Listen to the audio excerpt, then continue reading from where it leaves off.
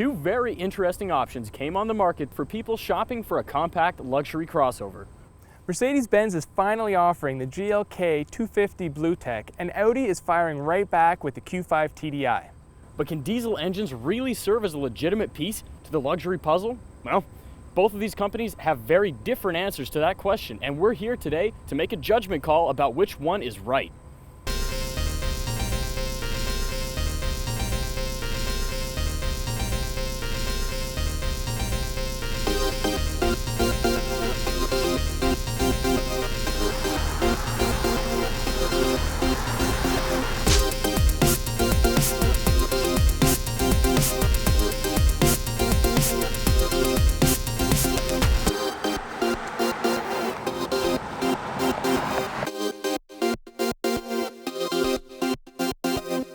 The Q5 is powered by Audi's 3-liter turbocharged diesel V6 that develops 240 horsepower and 428 pound-feet of torque.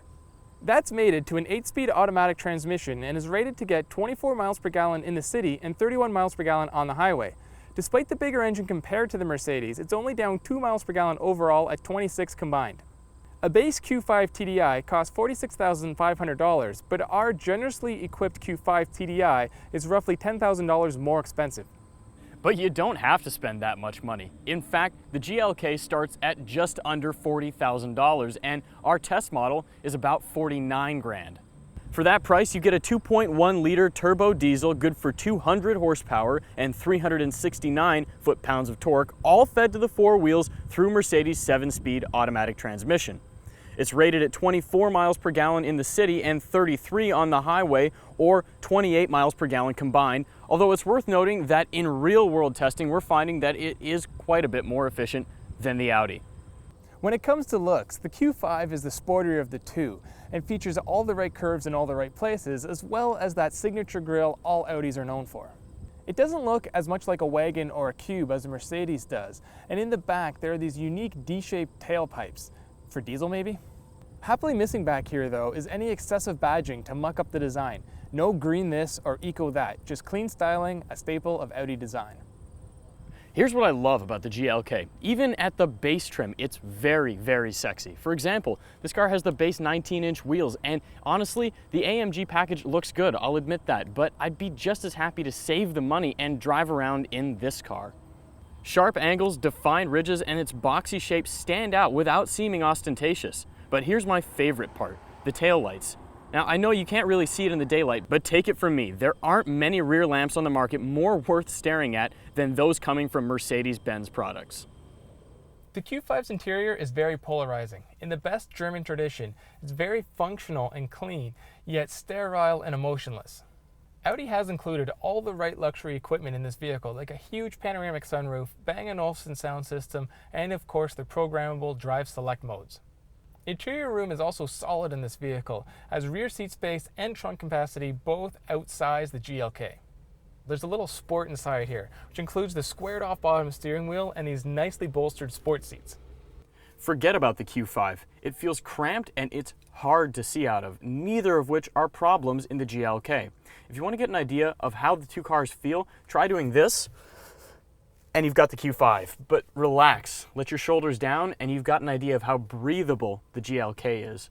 Now, Mercedes interiors are an absolute high point. You have this organic, soft, smooth styling, little touches like air vents borrowed from the SLS, and just everything about it, the materials, the layout, it's simple, it's easy to use. You're not dealing with an all-out assault of buttons, knobs, and technology that's difficult to figure out. The interface for the radio is simple, and as much as I love that, sometimes it's also a little bit of a fault, because if you ask me, it's sort of slow to scroll through stations, and that's one of the things that ends up driving me nuts about this car. Speaking of which, what's up with the numbers pad? Guys, it's not the 80s anymore. Daimler, ditch it, please. And, you know, we've brought this up in other reviews. Plunger-style locks? Come on, it's cheap. Otherwise, the car feels premium, it's luxurious, and it's easy to get used to. But little touches like that sort of hold it back. With an extra 40 horsepower and 50 pound-feet of torque, the Q5 is noticeably quicker. Helping this is the 8-speed automatic that reacts faster than the GLK 7-speed. A big issue with diesel engines in the past was refinement, but this engine is just as refined as any gasoline or diesel turbocharged unit on the market. There is some noticeable lag up to about 1600 RPM, but then the vehicle just goes like a jetliner under full thrust.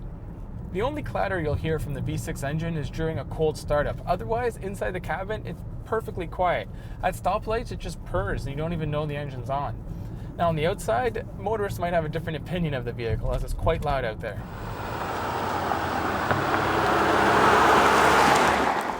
Audi's been gaining a lot of fans lately due to the driver engagement in its vehicles, and this little crossover is no different. Even with the diesel engine, the Q5 is still pretty engaging to drive. I mean, it's even got the S-Line steering wheel, which you find in like a TTS or even the S5. Now, as Mike said earlier, diesel engines make an awful lot of noise, and this is the smaller of the two, but despite that, it still makes quite a growl. Thankfully, Mercedes has done a splendid job of deadening that noise for the cabin, so if you roll the windows down, you can hear it coming through, but otherwise, it's fairly quiet, except for one point while you're driving. If you're going up a steep grade very slowly, or even crawling around a parking lot, you'll notice that at low RPMs, there's a reverberation that goes through the entire cabin, and it's maddening. It's a small complaint, but I gotta think that Mercedes could fix it pretty easily with maybe an ECU tweak to affect where the car idles or sits at low speeds. For being down almost an entire liter of displacement, though, I gotta say, you know, Mercedes' engine really is plenty powerful. You have more than enough torque to dart through traffic, and with the sequential dual turbo system, you get all of that torque from about 1600 to 3000 RPM, which is more than enough. And aside from that, the difference between this car in terms of visibility and the Q5 is night and day. It's like being on a motorcycle and wearing a skull cap or a full face mask. It's easy to get used to driving this thing. The sharp angles give you a good sense of spatial awareness, and it's simple. Now, with Audi's individual modes and all sorts of different driving settings, they take the shotgun approach at letting you customize the driving experience. Mercedes takes a more pragmatic system. You have an eco or a sport mode, and admittedly, the handling dynamics and the drive experience overall isn't quite as engaging, but it's fine, especially for a compact crossover. The Q5 TDI is the better performing vehicle, and it offers more styling inside and out, but you have to pay for it. You pay a lot for it. So what if you really want is diesel efficiency in a luxurious package that's easy to get along with? The GLK 250 BlueTEC is the clear winner.